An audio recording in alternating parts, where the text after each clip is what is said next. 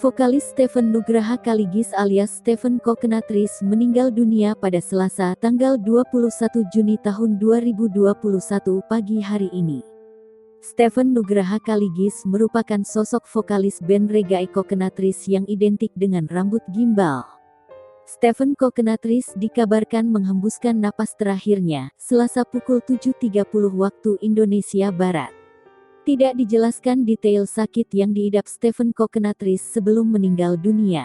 Steven Nugraha Kaligis dikenal sebagai vokalis Steven and Coconutress, band reggae asal Indonesia yang berdomisili di Jakarta.